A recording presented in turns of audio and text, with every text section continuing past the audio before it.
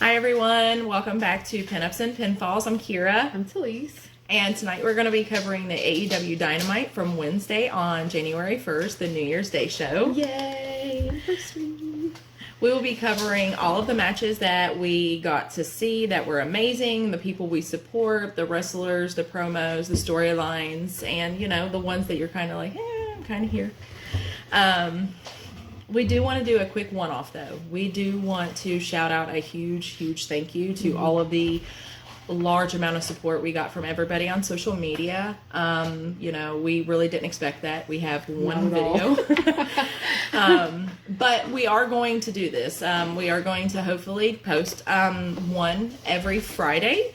And we are on Eastern Standard Time. And we are hoping that, of course, as time goes on, we'll be able to post more.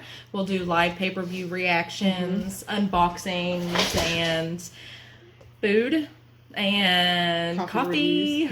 We're also hoping to attend a lot of indie shows here in West Virginia and do some interviews with the wrestlers and just, people that are our friends, people that we want to support and promote. Using this platform that we have. So we're very grateful for all the support that we have received just in today. We did not think that we were going to have so many retweets or comments or, just the outpouring of love and support from largely the Twitter base is what I've kind of been focused on. It's been amazing. So thank you so much. I mean, you wouldn't really... for me personally, and I know for Talise as well, we were just shocked. We thought, we would get maybe, 15 family views. Our family. And our friends would be like, oh, you guys are kind of cool. I'm going to watch you. I don't like wrestling as much as you guys, but, whatever. And we just didn't expect how, how much positivity and support and we the feedback from the review from the bubbly video has been really nice. Everybody seemed to like it. Thought it was good. So I tried not to kill Talise with the cork. So so with no further ado, we're actually going to jump right in, and we're just beginning. So please forgive us, but we have notes. Listen, we just still use notes. We really don't want to get. We don't want to misspeak, or we don't want to, feel like, not so much that we're scripted, but we really want to hit the key factors that we both wanted to discuss tonight. Right. Okay. So go ahead and let's start out how shocked we were that, even though it was an awesome arena, but Cody couldn't come up out of the floor like we're so used to seeing. It was that arena... I guess is what you call it. I don't even know what the name of it was. Super Center, arena, venue. It was really small and looked really intimate. I really liked how close everybody kind of was. The staging had to be redone. There was the ramp, obviously, going right to the ring, which was really neat. But it looked really cozy, really intimate. It was packed. That place was packed. That crowd was wild. And we all know in some shows, let's be brutally honest, they have to block off sections for the cameras to move to record everything, So it looks a lot fuller than sometimes, but that arena, you could tell it was a very good turnout. Yeah. So the match ends. He goes for the coffin drop. Yes. Right? Yes. And then Cody gets his feet up, his legs up, and then he actually... And then when he does the coffin drop, Cody had to, caught him. Oh, when he got on the apron, because he was a little off. The second attempt, he kind of... because technically you're falling backwards, and where you're at in the ring, but it's it's a scary trust fall, one I don't ever want to attempt. But... I saw Cody immediately was like, "Ooh, okay, we're good. You fell to the side. You're saved. You're saved." So Cody ends up winning this. Of course. Yeah. Yay, Cody! That was my prediction. Was that Cody was going to win. I knew Cody was going. Well, okay, I didn't know, but I was basically along the same lines that Cody had it. I wanted Darby to win. In all honesty, Darby does need a push. I do like his gimmick. I do like his story. I thought that when Cody had that statement that nobody was in his corner and Darby comes out and helps him up, I was like, okay, I love the storyline. This is awesome. It's not that I haven't been a Cody fan, but I kind of feel like he's the golden boy, and, you know, he's always got these big pushes. So when I saw that Darby was going to be coming on as like a partner, I was like, yay. Mm-hmm. He just wanted that rematch, though. Yeah, he did. That's what he wanted. Do want to point out Nyla Rose attempted to murder a few of these women. Mm-hmm. She did. She and did. they have actually, the table spots, they have actually carried this over into Twitter. I saw earlier, Jungle Boy tweeted a picture of himself through a table, Nyla Rose sitting next to him with her suitcase, and he just said, I asked Nyla if I could share her Uber. So she apparently is going on a tear, just putting all kinds of different people through tables. So I think that's kind of neat. I mean, I'd like to put a few people through them, but, you know. But we all have to agree. We knew Rio was going to retain the title. Bar none. I absolutely thought she was going to retain because they've had to kind of switch this. This match was created last minute because Chris Statlander had a prior obligation with another promotion, so we weren't able to get Riho versus Statlander for the title for this week. We are getting that next week, so I'm watching it.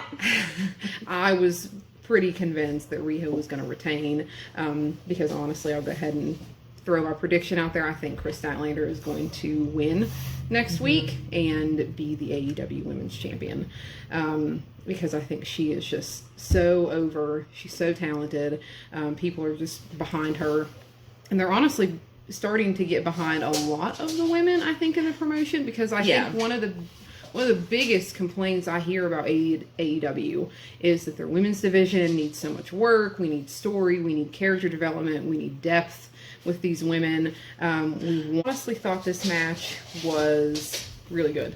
I thought it was a really strong match. It was there was a lot going on.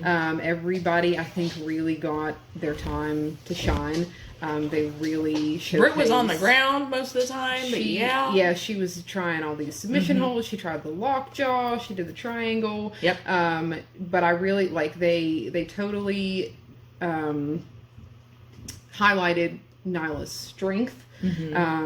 Her honestly, and we get to this later in the episode, I think, but Britt then is doing a backstage segment where she talks about how she's been here. Riho has been completely absent since Full Gear, I believe, and Britt was just talking about how she's kind of been holding up the women's division, and she really felt like Riho stole her win. So I really like that sort of development, that they're trying to position Britt as this person who feels like she is kind of holding up the division while their champion, who was supposed to kind of be the leader of the locker room, is not really here, is kind of absent, and we don't like absent champions.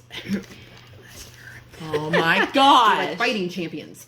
Leave my man alone.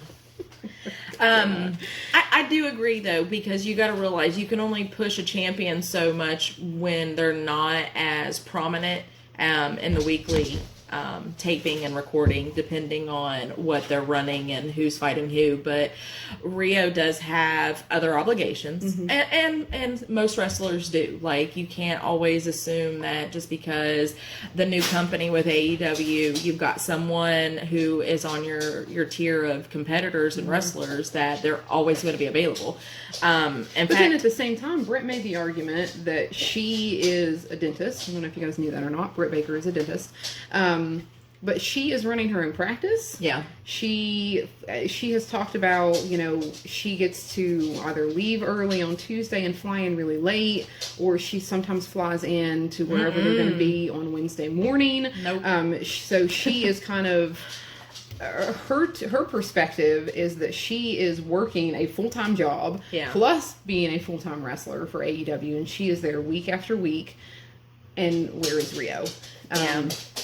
Riho retained, so next week we do get the match of Riho versus Chris Statlander for the title.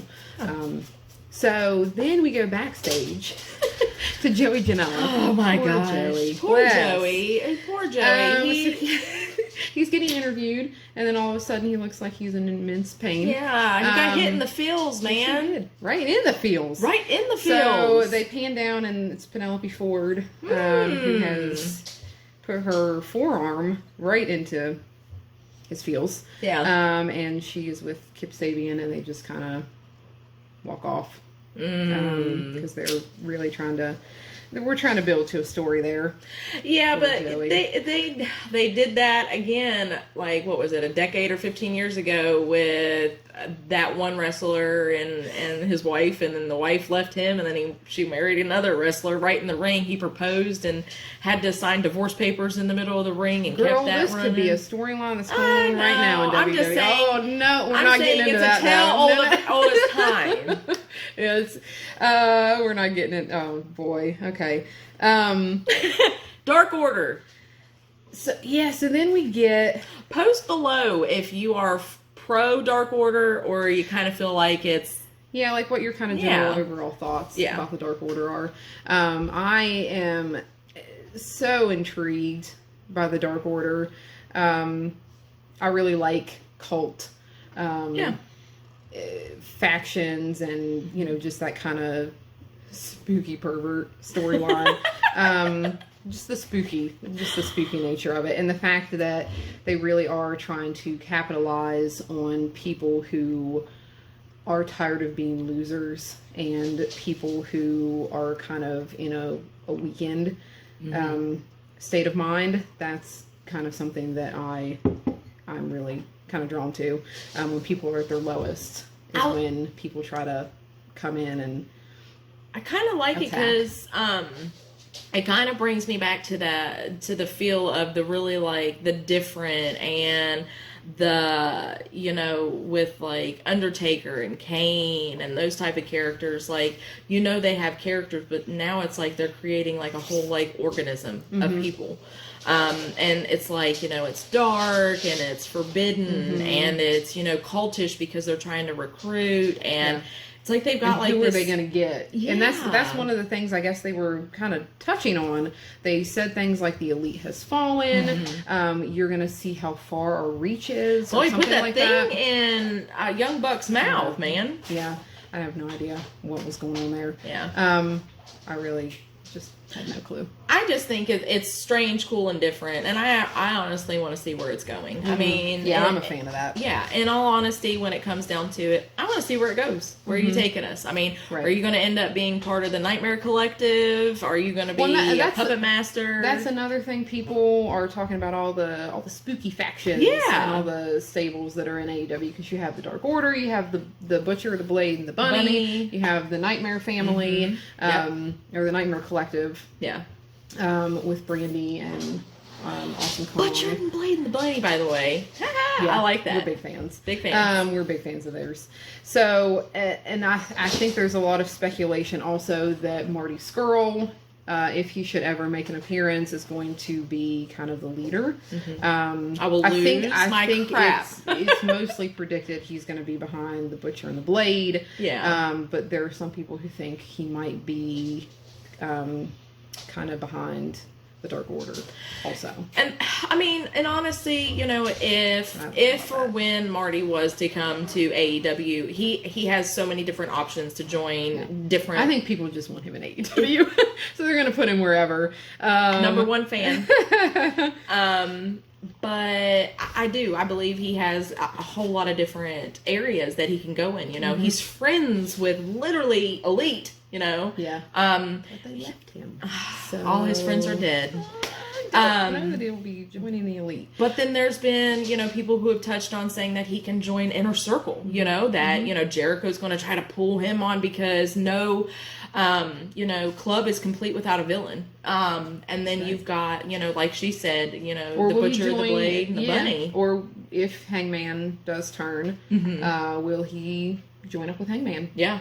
Because they both are kind of in this very similar headspace, I think that they have been kind of abandoned. Yeah, they've been pushed down, forgotten. Hangman, I don't know that he necessarily thinks he's been abandoned by the Elite, but he feels like he is the weakest link. He's been sidelined in the Elite, and maybe he has been drinking. Has kind of overstayed his welcome. And that's my whole thing with, like, no one in the Elite is approaching Hangman. Yeah, they're trying to call him, but you never see in backstage segments where he's just kind of walking around pouring himself drinks. You're seeing him interact with the private party, and you know, all these other people, but you never see really anybody in the Elite checking on him. They're making these, I don't know who is in charge of the taglines when they come out, but they're making it a joke. They're all targeted toward Hangman drinking. Yeah. Which I'm honestly loving every single thing that they're doing with Hangman. It's kind of not as deep as Hangman, but I feel like, you know, there was the episode of Dynamite where he made the unsanctioned match between him and Joey Janela on Dark, because he was like, I don't have a match. Yeah. Like, where's my match? So I feel like maybe Kenny is in a weird place also, as far as where he kind of stands with the Elite and where he stands with the company. On the Being the Elite episodes, he's forgetting lines. He's kind of just not all there. So I'm not really sure what is kind of going on with Kenny either. I kind of think Kenny's going to be the one that turns. I don't think Kenny's going to be the one that turns. Everybody thinks it's going to be Hangman. Everybody does. I think it's going to be Hangman, but I don't think Kenny's going to be the one. But I feel like he can't turn because that's not Kenny. That's not Kenny. See. That's not how I see him. He turns. I'll lose a bet. You sure? I was gonna say something. I forget what it was.